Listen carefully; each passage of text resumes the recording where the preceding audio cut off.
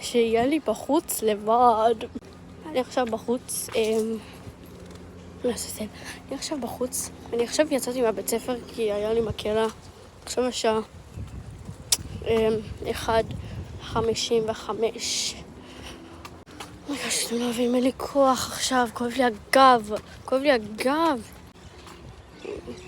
אין לי כוח. אוקיי. אני לא מנסה להתנהג מוזרה. ילדה שמדברת לטלפון שלה. יהיה פה ציפור. מייגאד. אין לי כוח. אני צריכה לחזור הביתה, ואז אחרי זה אני מורידה את הדבר הזה שכאן כואב לי. אני אעשה ככה. אומיי. כואב לי הכתף של החיים. אני כאילו עכשיו חזרתי מהבית ספר, אז כן. אנחנו התחלנו לשיר. כן. אוקיי. אמרו לנו שאנחנו צריכים לשיר איזה שיר, ואם אנחנו רוצים לכתוב את השם, אבל שכחתי את השם של השיר.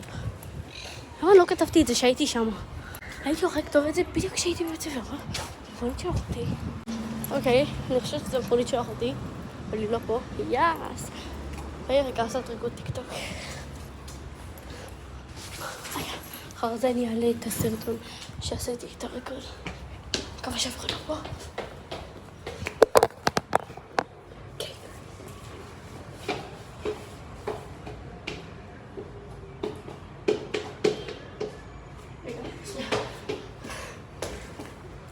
סורי על זה.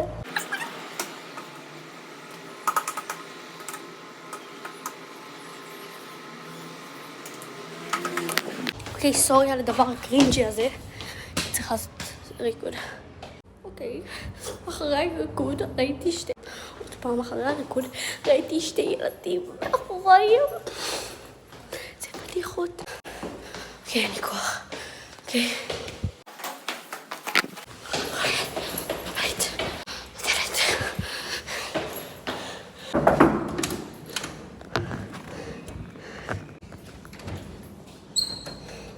אני סוף סוף בבית. אומייגאד. אני סוף סוף בבית ואני מקווה שאתם תעשו לי לייק לסרטון הזה, כי חם לי ועשיתי לי הרבה פדיחות. אז כן, ביי, אוהבת אתכם.